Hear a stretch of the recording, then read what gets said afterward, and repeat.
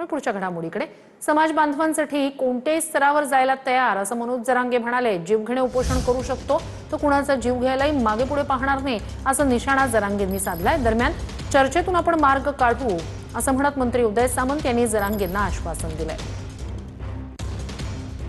मला माझ्या समाजाच्या लेकरासाठी प्रमाणपत्र पाहिजे. एक शब्दाने सुद्धा तुम्हाला दुखवणार नाही, पण तुम्ही चूक सुधारली नाही तर तुमचा दुमता काढल्याशिवाय मी सोडणार.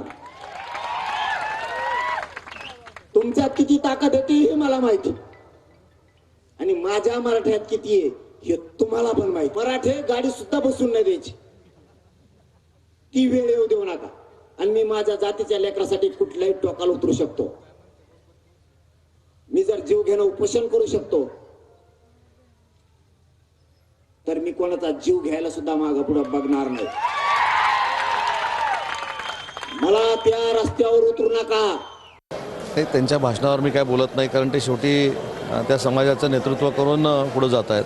फक्त माझी त्यांना विनंती आहे की माननीय मुख्यमंत्री असतील, माननीय उपमुख्यमंत्री असतील, बावनकुळे साहेब असतील, ही सगळी लोक मराठा समाजाला प्रामाणिकपणानं न्याय देण्याची भूमिका घेत आहेत, त्यांनी घेतलेली आहे. ओबीसीच्या आरक्षणावर परिणाम न होता माननीय शिंदेसाहेबांनी मराठा समाजाला प्रचंड पद्धतीनं देण्याचा निर्णय घेतलेला होता. त्याच्यामुळे गैरसमजातनं वैयक्तिक पातळीवर कोणावर बोलू नये ही देखील माझी त्यांना विनंती आहे.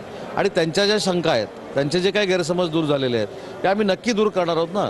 शेवटी मराठा समाजाला न्याय देण्याची भूमिका ही माननीय एकनाथ शिंदेसाहेबांनी ते मुख्यमंत्री असताना घेतली आणि आता देवेंद्रजी घेत आहेत. त्याच्यामुळे गैरसमज असू नये, कारण या सगळ्या गैरसमजाचा फायदा ज्यांनी मराठा समाजासाठी काहीच केलं नाही अशा पद्धतीचे पक्ष घेत असतात. आणि म्हणून माझी त्यांना विनंती आहे की आपण चर्चा करू, आपण चर्चेतनं पुढे जाऊ.